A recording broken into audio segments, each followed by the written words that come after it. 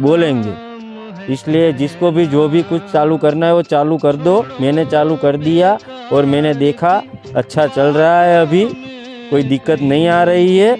और हमारे गुजराती में एक कहेवत है कि हालवू होय तो गोठणिया पगे थी धीमे धीमे चालू थाय।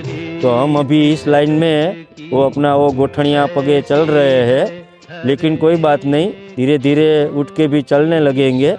लेकिन चलने कब लगेंगे कि हमने ट्राई किया। तो आप भी ट्राई करो, सबका हो जाएगा।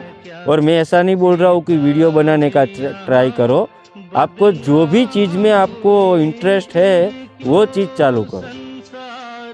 अब आप चालू ही नहीं करोगे तो आप ऐसे ही सोचते रहोगे कि मैं क्या करूँ, मेरा ऐसा वो प्रॉब्लम है। कुछ नहीं होता है, बस एक बार ट्राई करो। ट्राई करने में कुछ नहीं जाता है। मैंने करके देखा, मेरा हो रहा है, आप भी चालू करो। हरि हर सबको।